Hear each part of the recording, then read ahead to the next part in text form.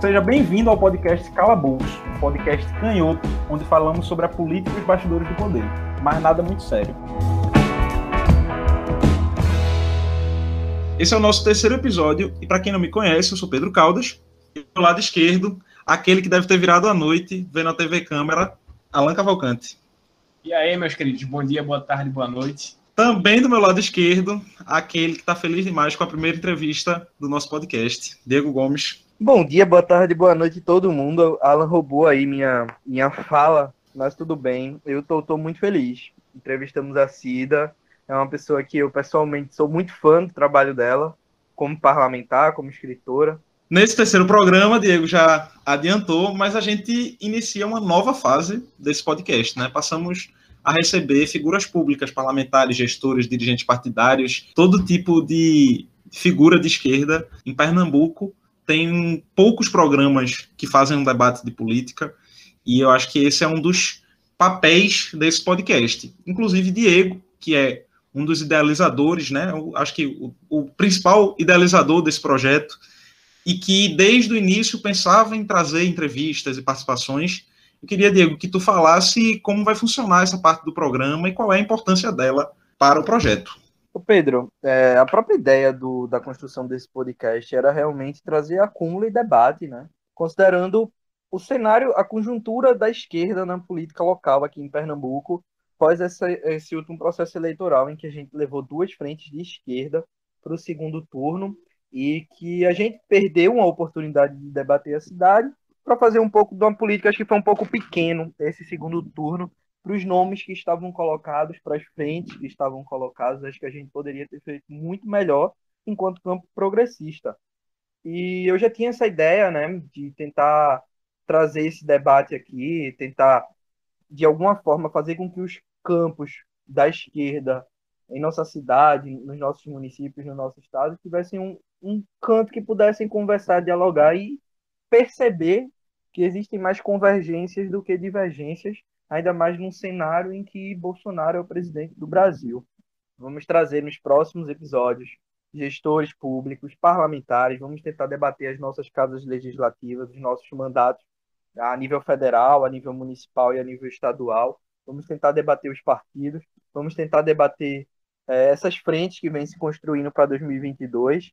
E a gente começa com a Cida, né? A vereadora do Recife pelo PCdoB. Debatemos um pouco sobre isso, falamos sobre o processo eleitoral que aconteceu no Recife, em que o PCdoB, que foi aí um fiador do PT por vários anos, né, esteve junto do governo federal de Lula em todas as conquistas sociais, né, um histórico aliado do PT, estiveram em campos opostos aqui em Recife, enquanto em Olinda protagonizavam uma chapa, né, com o PCdoB na frente e um vice do PT. Então, assim, a gente precisa talvez sentar um pouco e conversar mais. E aí a gente fala um pouco sobre isso com a Cida, vamos falar sobre isso com outros parlamentares que vamos estar convidando, vamos estar recebendo. Agora o nosso especial vai sair debatendo um pouco sobre como ficou essa nova composição da Câmara Federal, né? De primeira mão, achei que as notícias foram bem tristes. Mas vamos discutir isso, vamos fazer esse especial, vamos trazer um parlamentar para debater com a gente.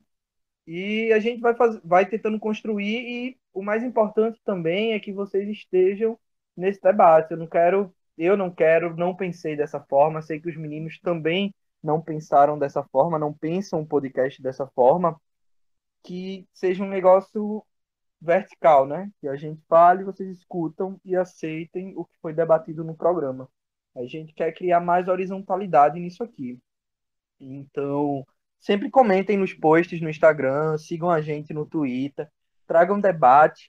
Podem ter certeza que qualquer debate que vocês levantarem em uma postagem nossa, a gente vai insistir na conversa, a gente vai trazer para o próximo programa para discutir, a gente vai trazer para o parlamentar que vier aqui conversar com a gente as questões que vocês colocarem.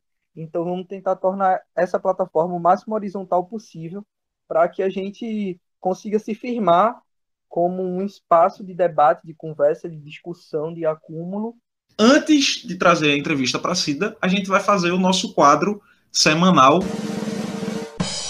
Trending Topics. A partir de um levantamento que eu, Pedro, faço dos assuntos mais comentados do Twitter, a gente debate os principais temas, as principais discussões que aconteceram durante a semana. Então, começando os nossos Trending Topics, na quarta-feira, dia 28, a gente teve alguns assuntos, né? Bolsonaro corrupto do ano, Sou Cristão, Sou Bolsonaro e Caminhoneiros contra a Dória, né? Tinha uma movimentação de greve dos caminhoneiros, teve a lembrança do Holocausto, mas eu acho que o assunto do dia, né, a coisa que eu vou colocar para vocês debaterem, era sobre o golpe que um bando de nerd deu em Wall Street.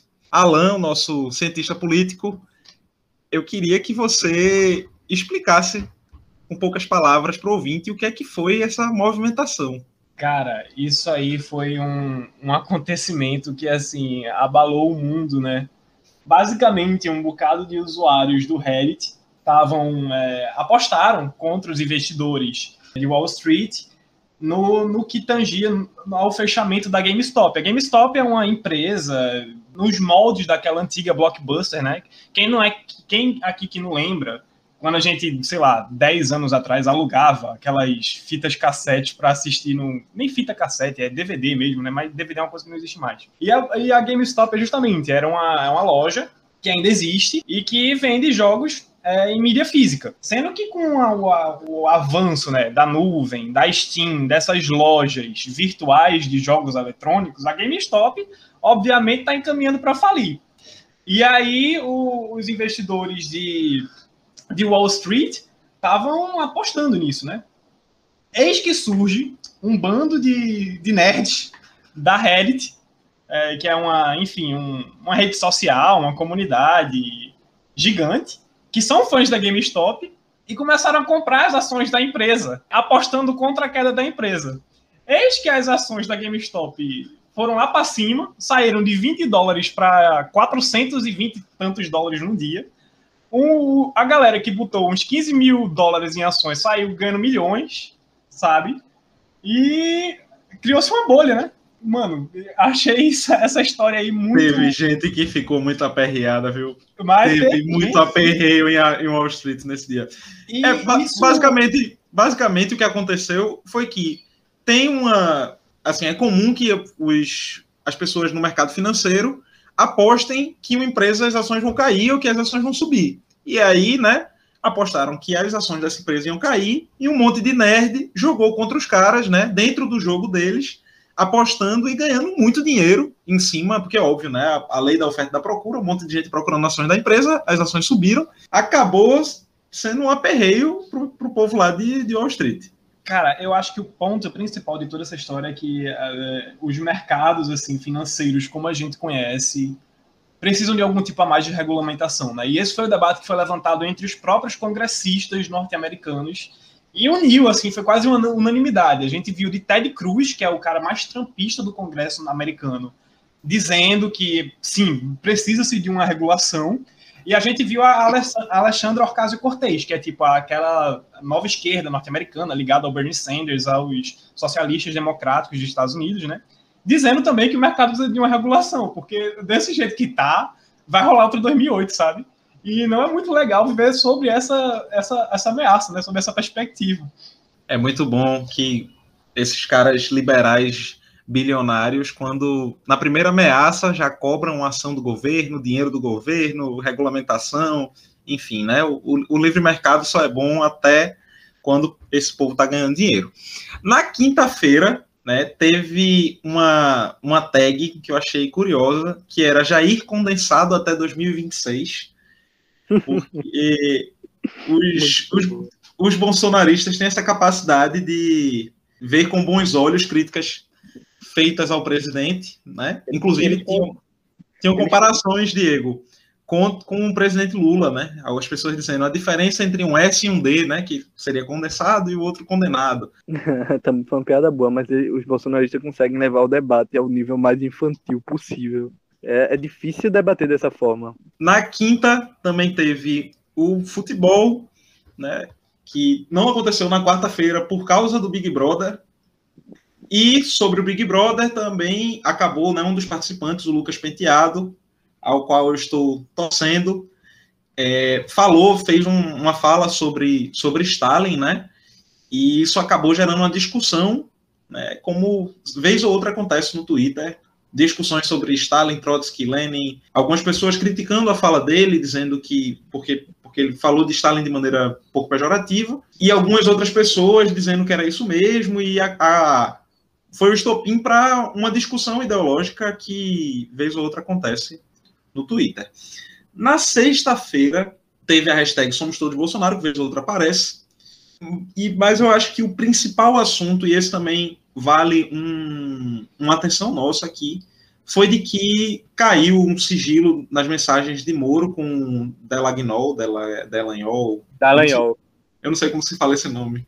Nem nunca me preocupei em saber, em aprender não também. Diego, tu pode explicar para o ouvinte o que é que foi essa não sei se quebra do sigilo ou vazamento? Então, mais uma etapa da Operação Smurfing, eu não sei exatamente pronunciar, não ensaiei, mas é algo assim, que liberou o sigilo das conversas que eram trocadas, que foram hackeadas pelo Telegram dos procuradores da Lava Jato com Sérgio Moro, né? Ambos ali se aconselhando em como condenar pessoas num julgamento injusto e completamente parcial, né? A justiça não foi cega como deveria ser. Ela condenou o presidente Lula, o ex-presidente Lula, de maneira em que existia um conluio entre os procuradores e o juiz federal. Essas conversas deixam isso muito, muito claro, tão claro que jornalistas do nível Reinaldo Azevedo, que utilizava o termo petralha, pela anulação da condenação de Lula, né? Fica muito claro os motivos políticos da condenação do ex-presidente. Eu acho interessante, Diego, como em pouquíssimo tempo, isso é pouquíssimo tempo, é um intervalo de muito menos do que 10 anos, Sérgio Moro passou de super-herói da moral e da política brasileira para a lata do lixo da história. Hoje em dia é uma figura que, vez ou outra, ainda aparece uma pesquisa e tal, mas que está muito pequeno, está muito isolado, né, muito escondido, justamente por causa desse tipo de atitude dele, né, de combinar sentença, essas práticas muito nojentas. Eu discordo de você, eu não acho que Sérgio discorda? Moro... Eu discordo, eu acho que ele não está interessado no jogo político, tanto que passou aí agora está trabalhando prestando consultoria para empresas que foram denunciadas na Lava Jato, né, para você ver o quanto ridículo isso se tornou. Mas ainda assim, eu acho o Moro muito bem avaliado, né? Ele, tirando o Bolsonaro, ele é o cara que vai para o segundo turno, ele é o único cara que em todas as pesquisas vence ou empata ali com o Bolsonaro. Mas eu não vejo ele fazendo isso pelas próprias atitudes dele. O quão difícil se tornou a entrada dele na política, né? Pelo agente que ele foi. Ele hoje muito dificilmente conseguiria formar uma coligação grande, conseguiria se filiar num partido grande, porque, querendo ou não, ele é responsável. Na prática, ele prendeu amigos, aliados dessa galera, tá ligado? Então eu acho que ele tá politicamente isolado, mas eu não vejo ele completamente como alguém completamente inofensivo que não pode aprontar no processo eleitoral e, inclusive, como despontar aí como um dos principais candidatos à presidência da República. Não, o Moro, ele sofre desgaste. Quem é de esquerda já não votaria nele, mas ele também sofre um desgaste com a direita bolsonarista quando ele sai do governo, né?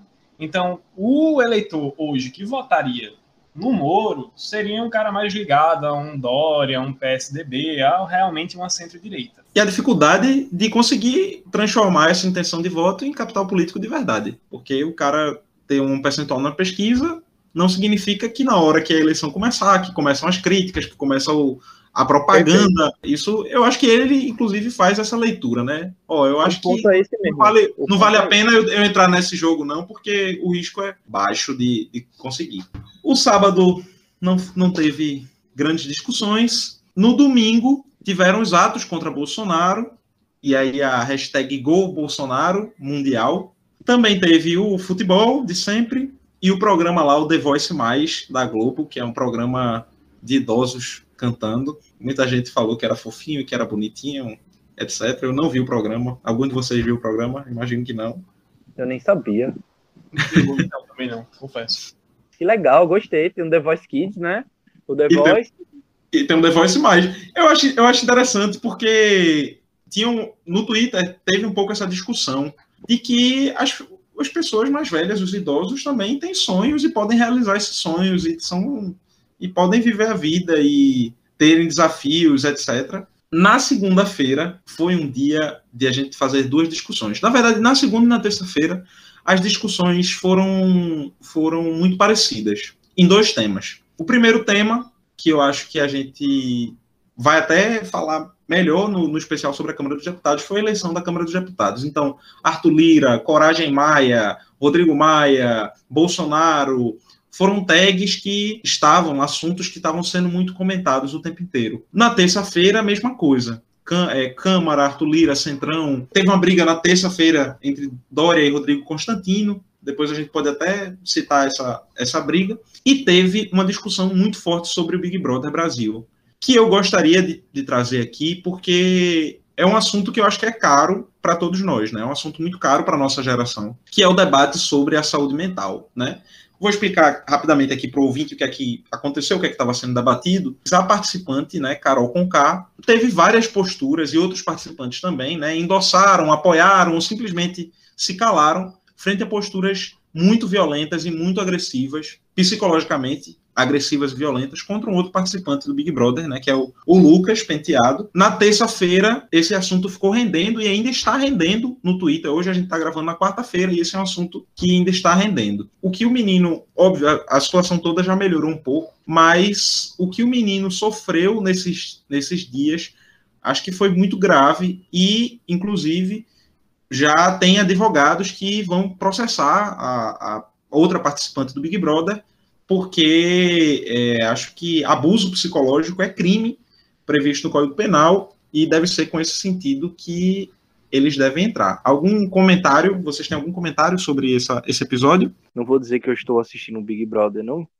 acompanho, nem na Globo quando passa, eu vejo mais o Twitter, vejo as discussões, as pessoas falando, e vi alguns vídeos, né, sobre o que aconteceu, sobre todas essas posturas realmente criminosas da Carol Conká. Eu penso que é insano e que é errado, justamente por causa disso. Eu não sou um cara que assiste esse tipo de reality show, mas sem dúvida nenhuma eles assinaram termos de compromisso, contratos, diversos tipos de documentos antes de estar ali dentro do Big Brother Brasil. Esse reality show, Big Brother Brasil, por mais que eu ache insano e justamente por isso eu não consigo acompanhar, por estimular esse tipo de situação, né? Assim, eu sinceramente penso que, por exemplo, eu vi uma hashtag a galera pedindo expulsa a Carol Conká. Não tem que expulsar ela não, do programa não. Ela tá sendo um agente do programa. Muita gente tá chocada com o que tá acontecendo, com não sei o que e tal, mas todas as edições do Big Brother Brasil, a produção do programa, assim como essa, sempre tentou induzir as pessoas ao limite psicológico. A diferença é que dessa vez pegaram um cara, o Lucas, e ele cedeu.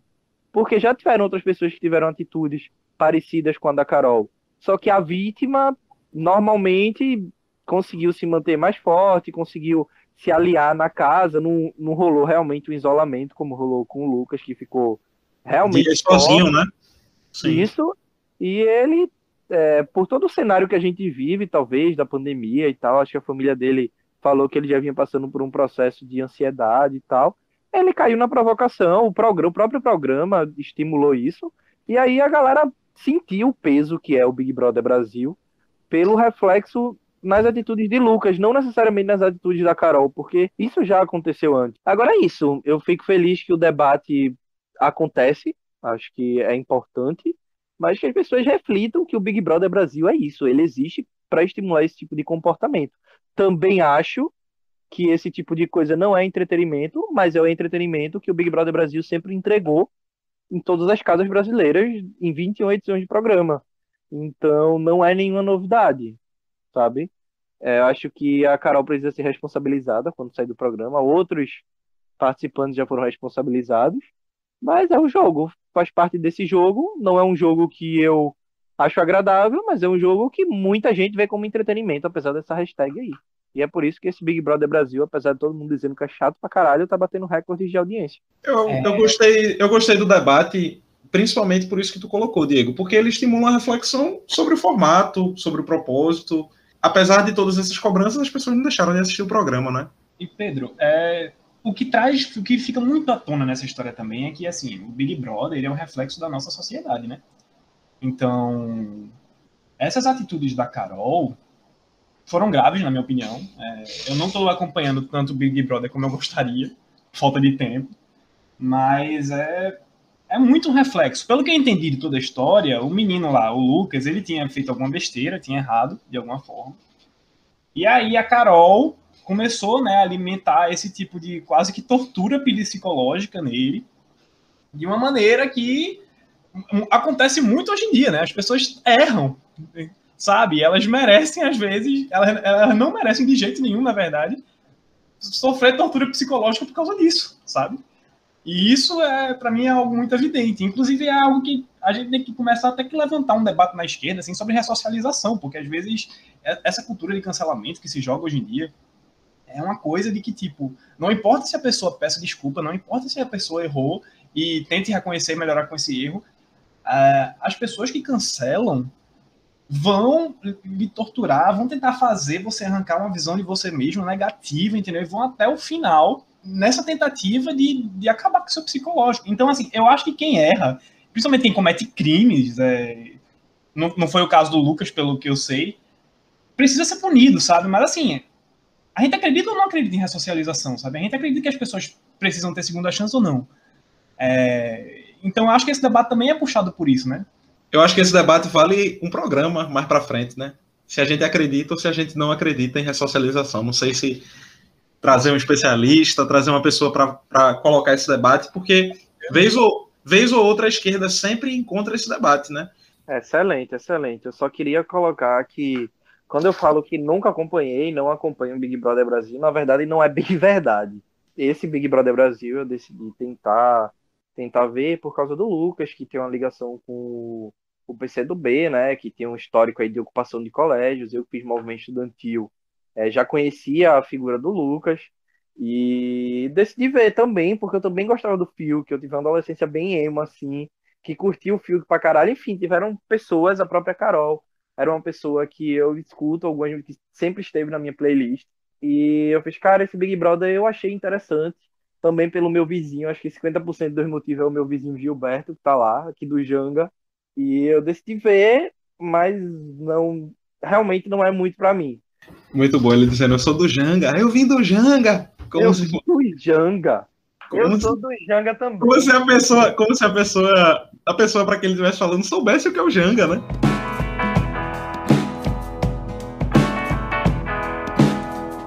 Nos siga nas redes sociais, no Twitter e no Instagram, @calabouço_cast, sem o cedilha.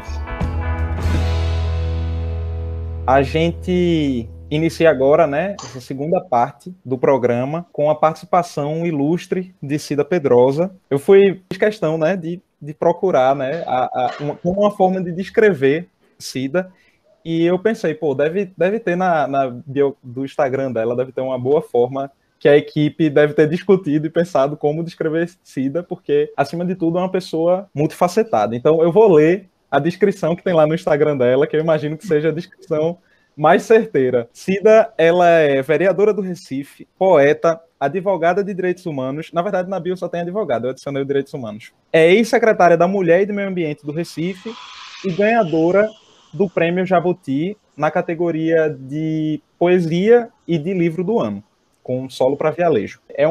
Acima de tudo, é uma honra receber Cida nesse nosso terceiro programa e, sobretudo, de abrir esse que é um dos propósitos, né? Abrir esse momento que é um dos propósitos do nosso podcast, que é estimular um debate amplo, um debate leve e respeitoso de ideias, sobretudo dentro do nosso campo progressista, campo muito amplo.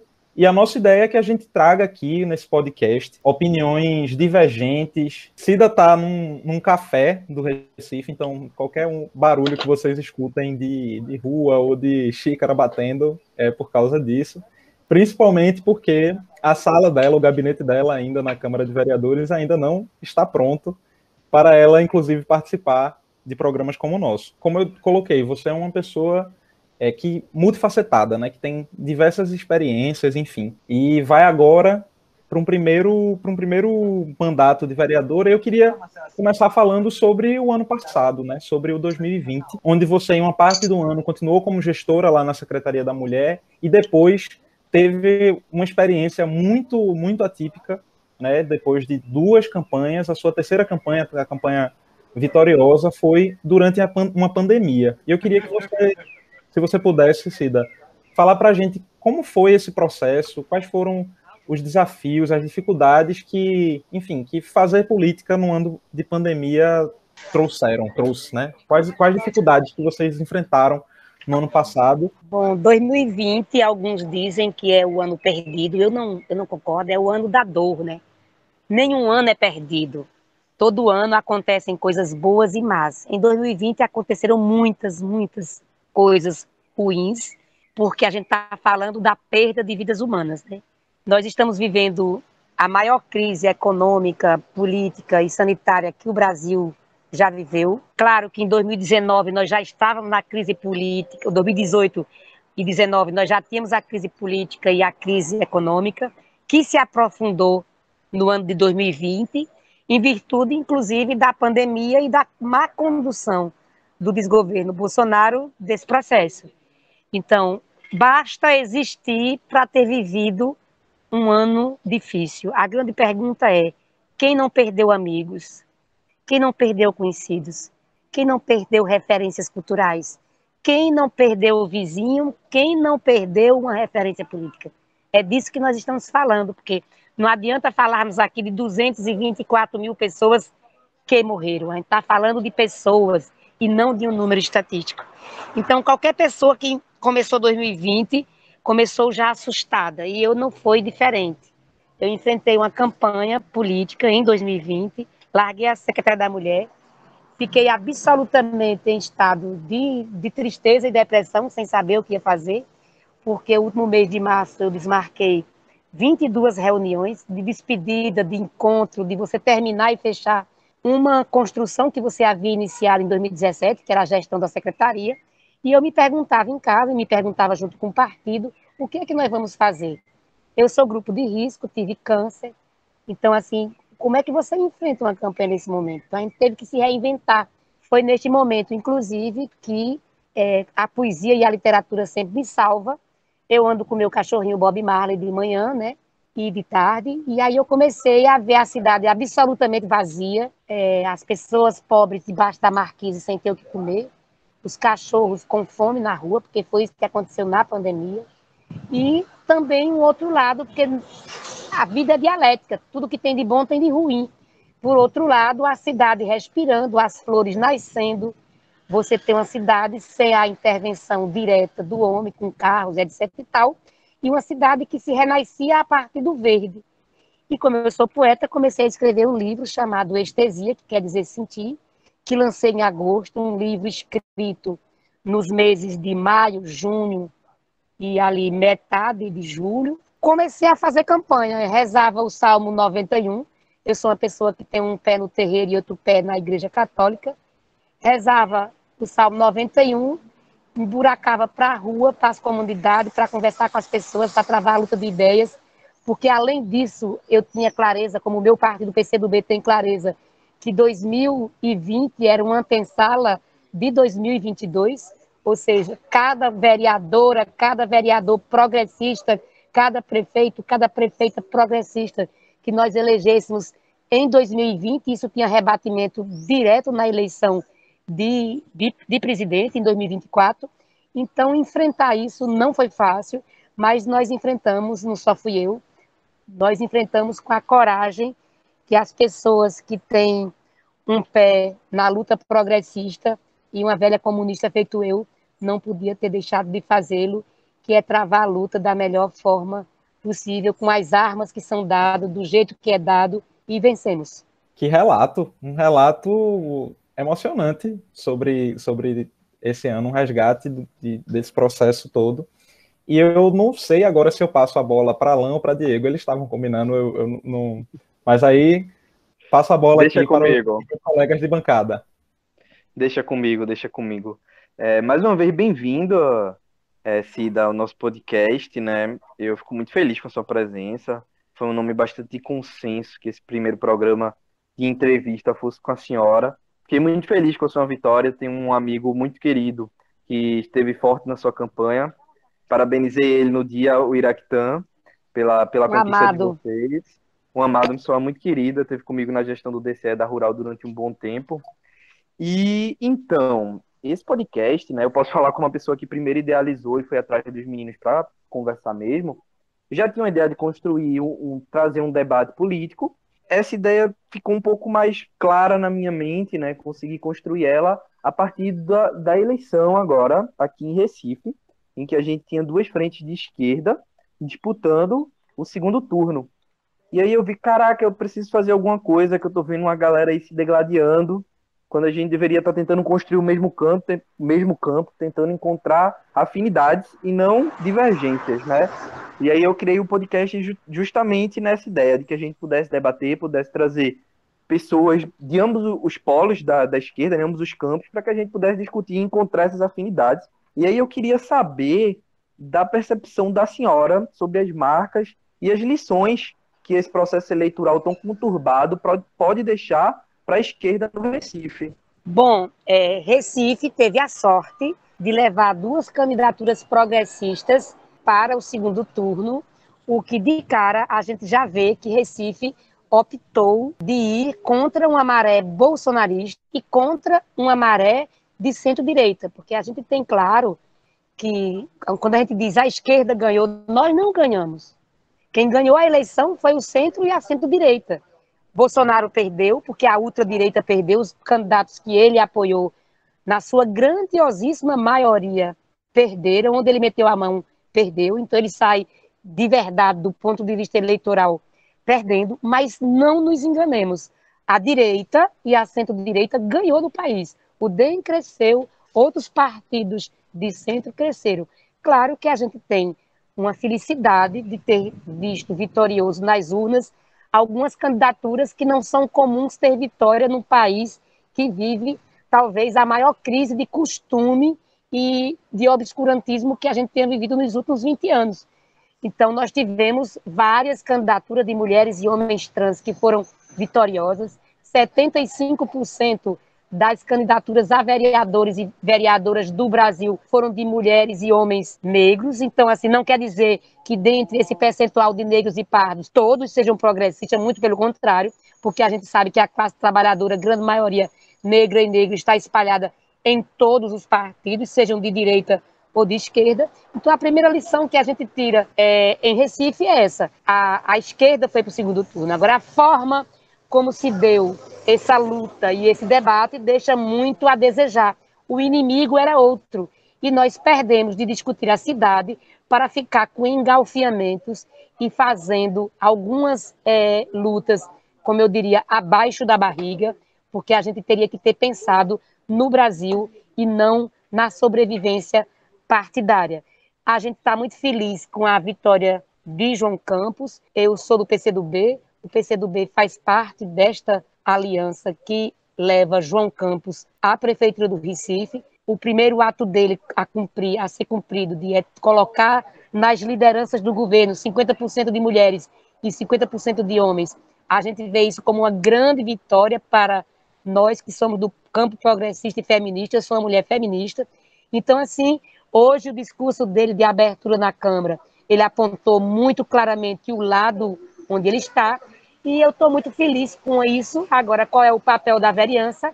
É fiscalizar, é chegar junto, é propor, é apresentar legislações, e este é o meu papel lá e o papel de todos aqueles que acreditam numa Recife melhor. Antes de Alan falar, eu queria propor aqui também que tu fizesse uma falazinha sobre essa proposta específica de campanha de João Campos, sobre os cargos de liderança e a participação feminina na gestão, né? Você foi durante algum tempo, né? Você foi gestora na Prefeitura do Recife, como secretária de Meio Ambiente, como secretária da Mulher, antes também ocupou cargos na Prefeitura, e a gente sabe que a Prefeitura do Recife tem uma estrutura muito engessada, muito conservadora, como grande parte dos nossos órgãos públicos, né? Não dá, por exemplo, não dava, né, muito espaço para mulheres, não dava muito espaço para negros, pessoas LGBTs, enfim. Tu pode falar um pouco sobre tua visão sobre essa proposta de campanha e o que é que isso pode significar para a Prefeitura do Recife no curto e no médio prazo?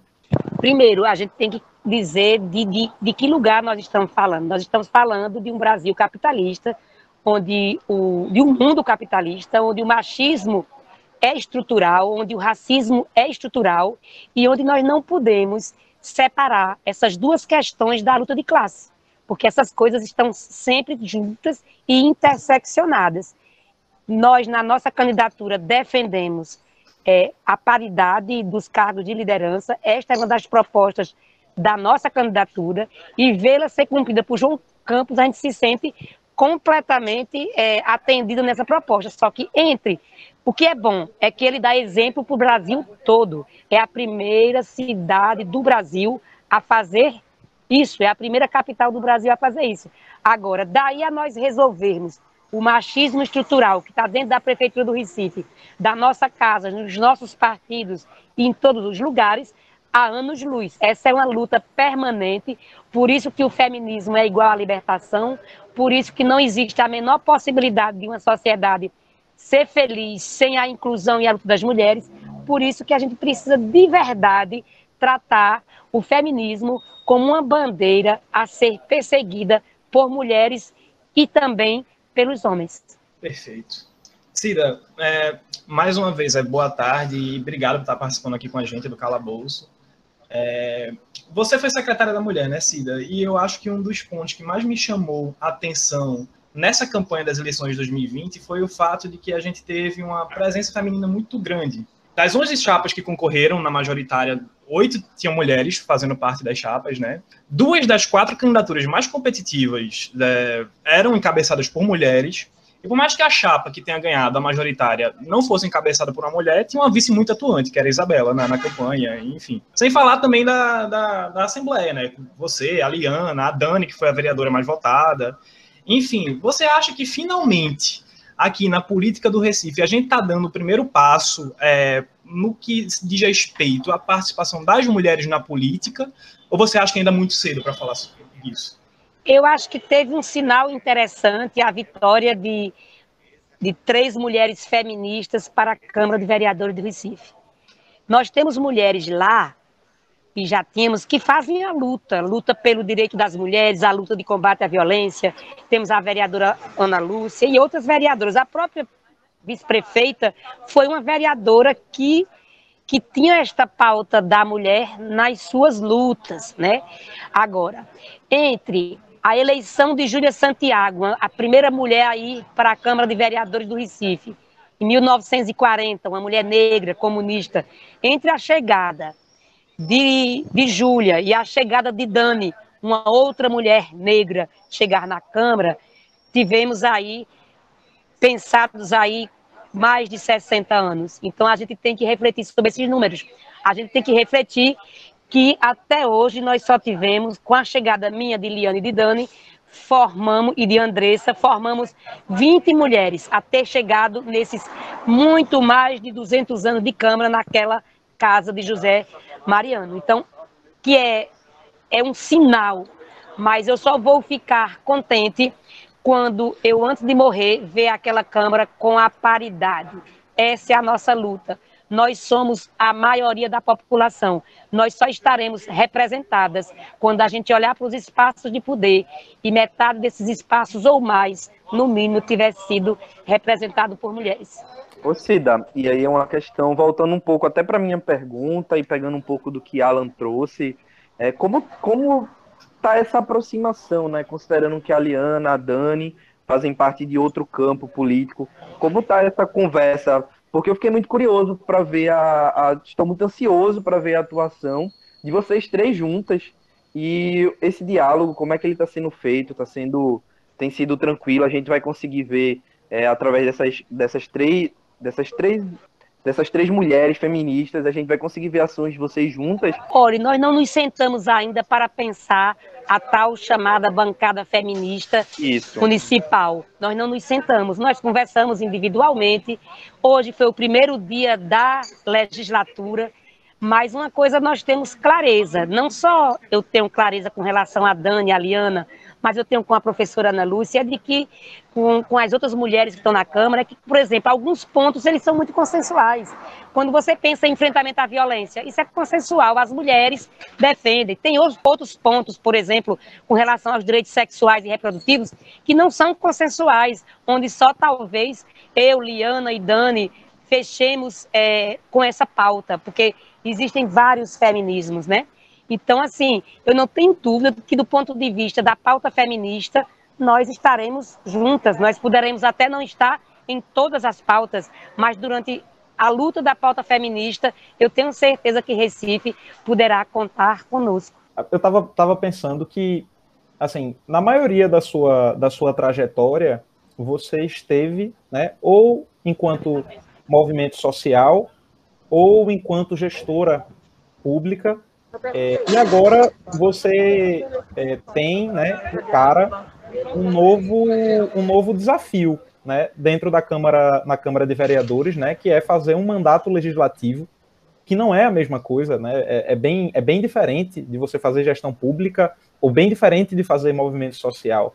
Eu queria que tu falasse, né, como você vê esse novo desafio, qual é a sua expectativa para esse novo desafio, ou por causa dessa campanha alongada e depois de ganhar o Prêmio Jabuti, você ainda não pensou, não refletiu tanto sobre isso? Refleti muito. Ontem eu coloquei nas minhas redes sociais que hoje seria o primeiro dia da legislatura e que eu estava com um friozinho na barriga e com muita vontade de fazer coisas bacanas. Esse friozinho na barriga quer dizer uma coisa muito simples para mim. É que eu estou entrando na Câmara de Vereadores com o coração de uma criança, com o desejo de transformar e de fazer política igual quando eu fui advogada do Centro de Defesa de Direitos Humanos da Diocese de Palmares, quando eu tinha 25 anos. Eu encaro cada trabalho, cada lugar que eu vou, como uma tarefa que eu estou começando hoje, e eu nunca parto do salto alto de dizer que eu sei.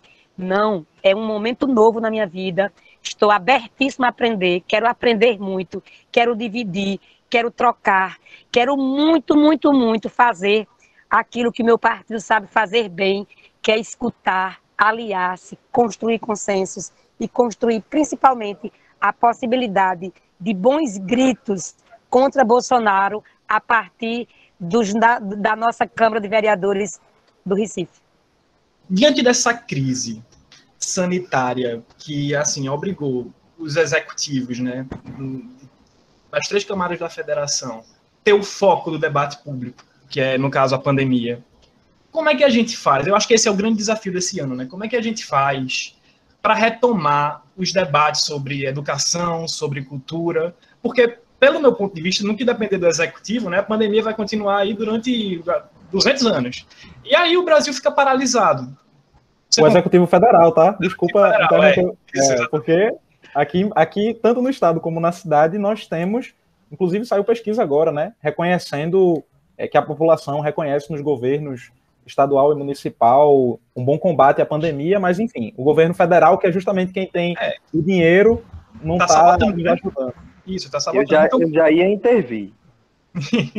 Então, como é que a gente faz isso? Como é que se dá esse desafio, né, dessa retomada, nesse debate, num contexto completamente adverso?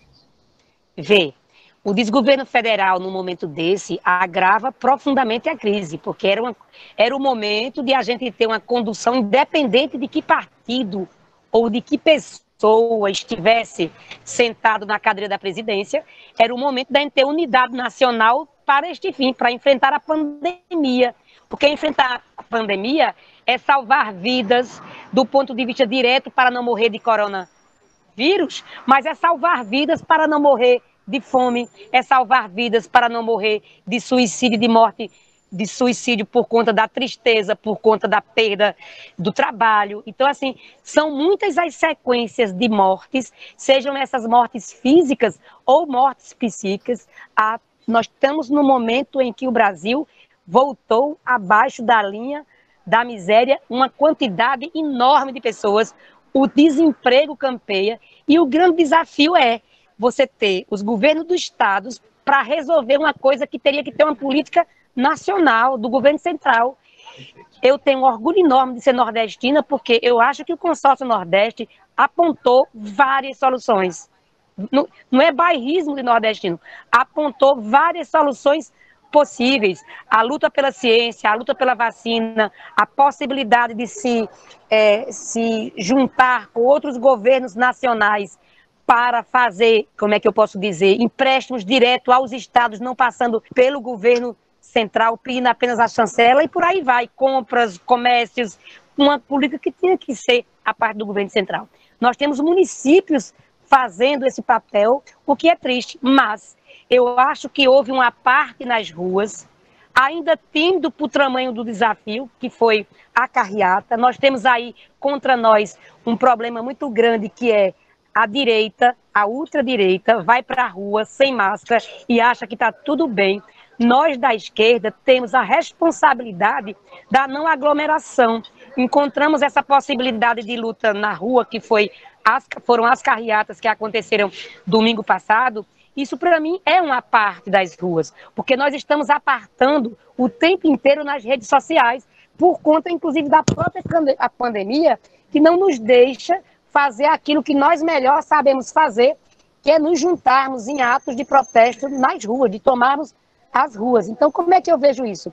Eu acho que nós estamos também aí no momento onde temos a eleição para a Câmara Federal. Precisamos derrotar Bolsonaro com seu candidato à presidência da Câmara. Isso é um momento definidor.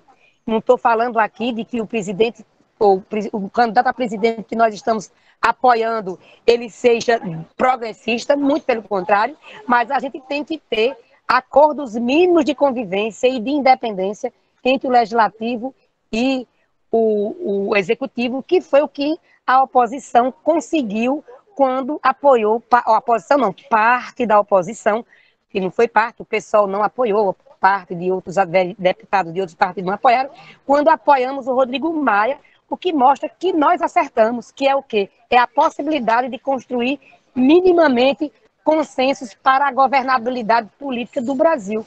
Outro divisor de águas é a gente precisa de verdade conseguir trazer para o Brasil os insumos para a vacina. E aí nós estamos completamente atrapalhados. Por quê? Teve uma reunião no México, existe um grupo de países latino-americanos que neste momento é presidido pelo México, que faz acordos bilaterais, acordos internacionais. Brasil, o presidente Bolsonaro, na hora que assumiu a presidência, saiu deste grupo. Mesmo assim, o México convidou a presença do Brasil em junho de 2020 para discutir a vacina com a China, com empresários e com o governo chinês para a compra de insumos. O Brasil não foi. Para países feitos Peru, Argentina, o próprio México fizeram os acordos, já estão recebendo os insumos, estão com suas vacinas em andamento, e nós estamos, neste momento, sofrendo imensamente sem ter os insumos para a produção da vacina do Butantan, ou teremos num tempo muito mais atrasado, o que faz com que muito mais vidas sejam ceifadas. Qual a solução? Diziam os políticos antigos, o Brasil não é para principiantes. Temos que nos reinventar o protesto, reinventar a luta contra Bolsonaro, criar o mínimo de consenso entre as esquerdas, a centro-esquerda e todos aqueles que resolverem descer do palanque do coiso, para que a gente juntos possa redirecionar o Brasil e que em 2022 a gente consiga derrubar esse plano ultraliberal, um plano de governo que é contra a nação brasileira. Que fala importante, né, minha gente? Que orgulho de ser um programa da gente, que essa fala foi feita. Aí, caminhando para encerrar o programa, eu queria que Cida deixasse aqui para nós três jovens progressistas que iniciamos aqui esse projeto uma sugestão para o nosso programa. Para nós que estamos iniciando esse projeto e que, apesar de já um pouco calejados, também estamos iniciando na luta política, né? Temos pouco tempo nessa estrada. Primeiro, eu acho que vocês estão no caminho certo, porque a comunicação, como diz os velhos comunistas, nós temos hábito de trabalhar a comunicação desde 1890, os panfletos, as teses. Hoje em dia, tudo isso é internet, podcast, tudo net, todos esses nomes difíceis. Acho que a comunicação é um fator absolutamente importante. A gente tem que travar a luta de ideias, a gente tem que, a cada pessoa que a gente convence, que a gente traz para o nosso lado, todo dia que você convencer alguém de trazer para o nosso lado, ganhe o dia. Infelizmente, nós estamos no momento de trabalhar no macro, mas também no miúdo. E a gente precisa se aproximar do povo. E se aproximar do povo é chegar junto de onde eles produzem, onde eles vivem, onde eles estão. Eles e elas. E conversar com as pessoas. É um momento de muita conversa, muita paciência, muita coragem e muita fé de que a luta é o caminho para a gente ser feliz. Cida, então, mais uma vez, muito obrigado por essa contribuição tão importante no nosso programa, né? A gente com certeza vai lhe chamar mais vezes para debater mais assuntos, principalmente quando a Câmara do Recife começar a legislar, né? Hoje foi vai ser o primeiro dia, já foi? Já tiveram a Hoje foi a abertura. Tiveram aberturas. E aí nos próximos dias, nas próximas semanas, nos próximos meses, tenho certeza que a gente vai lhe aperrear mais um pouquinho para que venha ajudar a gente aqui, trazer esse debate, trazer esse acúmulo, para que a gente possa também chegar em mais pessoas através desse podcast, né? Fico ao dispor totalmente de vocês, tá bom? E assim, vai ter muito projeto de lei bacana, coisa bacana, eu fico ao dispor para vir discutir, tá bom? E também, se a senhora quiser um espaço para poder falar sobre os projetos de lei que estiver colocando aí em pauta, fala com a gente, que a gente está aqui também para debater tudo. Gratidão. O interesse é esse. Eu que agradeço muito, muito mesmo. Gratidão, beijo. Também queria agradecer a Cida a participação dela aqui no nosso programa, pedir para que o ouvinte nos acompanhe nas redes sociais, fique atento aos próximos programas, dizer que eu estou muito feliz com essa participação e com esse bate-papo que a gente teve. Espero que nos próximos a gente também tenha uma conversa leve, tranquila e tão proveitosa para o debate público como foi essa aqui. Valeu, Cida, valeu mesmo. Valeu, beijo, meninos. Beijo.